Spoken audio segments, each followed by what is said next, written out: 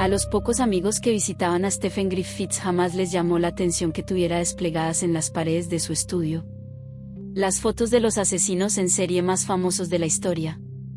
Pese a ser callado, más de una vez se explayaba sobre ellos. Solía empezar por Jack el Destripador. También contaba la historia de Fred West y su esposa Rose, los dueños de La Casa de los Horrores. También sobre Ted Bundy y John Wayne Gacy, el payaso asesino.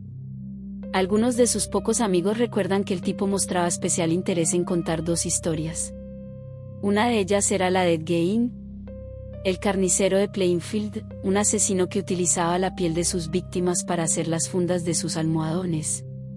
La otra era la de Jeffrey Dahmer, el carnicero de Milwaukee, que guardaba como trofeos los cráneos de muchas de sus 17 víctimas, todos varones jóvenes.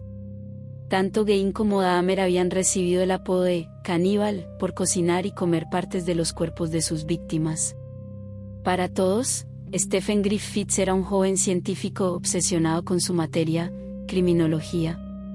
Hasta que las imágenes de una cámara de seguridad lo pusieron al descubierto. Nadie había imaginado que además de estudiar a los asesinos en serie se había convertido en uno de ellos. Una noche en mayo de 2010, un guardia de seguridad del edificio donde vivía Griffiths mataba el aburrimiento mirando las grabaciones de las cámaras. Las miraba casi sin atención, tal vez tratando de descubrir alguna mala costumbre o hábitos raros de los vecinos. Estaba revisando las imágenes cuando quedó petrificado, vio a un hombre persiguiendo a una mujer y aunque la grabación no tenía sonido, se veía que gritaba. Vio cómo el hombre la alcanzaba y la golpeaba y salía de la imagen mientras la mujer sigue inconsciente en el piso. Juntos vieron otra secuencia, de la misma noche del 21 de mayo pero más tarde, donde el mismo hombre camina cargando 2 bolsas de plástico. Por el esfuerzo que parece hacer, se nota que las bolsas son pesadas. Minutos después, los policías sacaron a Stephen Griffiths esposado. Fue detenido la noche del 24 de mayo y al día siguiente apareció un cadáver descuartizado de mujer en el río, a unos 5 kilómetros de Bradford. La identificaron como Susan Blamires, prostituta de 36 años. ¿Era la mujer que aparecía en las imágenes de la cámara de seguridad? Griffiths confesó sin resistencia. También confesó haber asesinado a otras 2, Susan Lascivers, de 43 años, en junio de 2009, y a Celia Armitage, de 31 en abril de 2010. Dijo también que había matado a otras, pero que no recordaba sus nombres ni tampoco las fechas. La policía buscó los expedientes de homicidios y desapariciones sin resolver en Bradford y sus alrededores para tratar de identificar a las otras víctimas de Griffiths. En su confesión dijo que odiaba a las prostitutas, porque en ellas veía a su madre, que lo había separado de su padre, y que se acostaba con cuanto hombre se le ponía enfrente, y que él tenía que soportarlo. También dijo que no desechaba los cadáveres completos, sino que cortaba algunas partes para comérselas. Contó que a veces las cocinaba, pero que también le gustaba la carne cruda.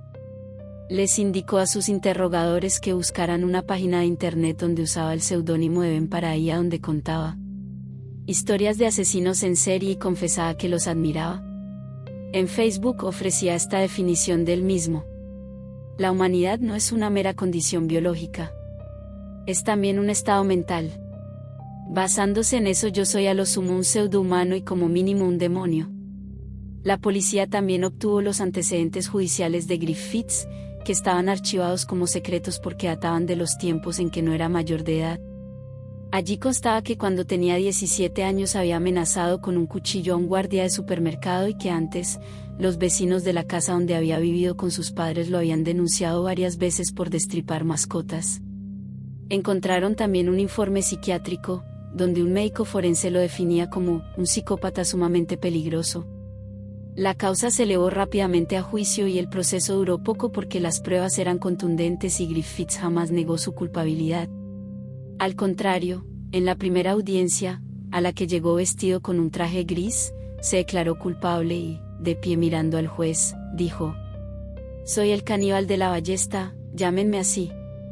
Para entonces la prensa británica lo definía como el nuevo destripador, evocando al legendario Jack. pero también al Destripador de Yorkshire, un asesino en serie que se cobró la vida de 13 mujeres en la década de los 70. Griffiths quería que no lo confundieran con ellos, que lo apodaran por sus méritos. Los psiquiatras consultados por la prensa para que hicieran un perfil del asesino coincidieron en que buscaba ser descubierto. De otro modo se podían explicar las desprolijidades de su modus operandi, sobre todo tratándose de un criminólogo. El criminólogo James Treadwell, consultado por la BBC, dijo que Griffiths presentaba una mezcla de dos tipologías del criminal serial. Tenemos el asesino minucioso, detallista, que raramente deja pistas. Y por el otro lado está el asesino desorganizado, que deja huellas y muchas veces comete delitos sexuales en el mismo lugar de los hechos. Por lo que ha trascendido, Griffiths reúne características de ambos. Fue capturado en las cámaras del circuito televisivo de su edificio. Esto parecería un error infantil. Pero al mismo tiempo el cadáver fue cuidadosamente escondido lejos del lugar de los hechos, y agregó, en general estos casos se manifiestan mucho antes, no a los 40 años, pero además, por sus estudios, él sabe que ciertas cosas lo harán más notorio, como esa decisión de presentarse públicamente como el caníbal de la ballesta. El 21 de diciembre de 2010, Stephen Griffiths fue condenado a cadena perpetua por los asesinatos de Susan Blamires, Susan Lascivers y Celia Armitage. A pesar de que aseguraba haber matado a muchas otras, esos casos no pudieron incluirse en el juicio porque nunca se encontraron los cuerpos. Documento confidencial. Subsiste por los aportes que sus seguidores realizan. No importa el valor. Puedes hacerlo llegar a través de PayPal a documentoconfidencial593@gmail.com.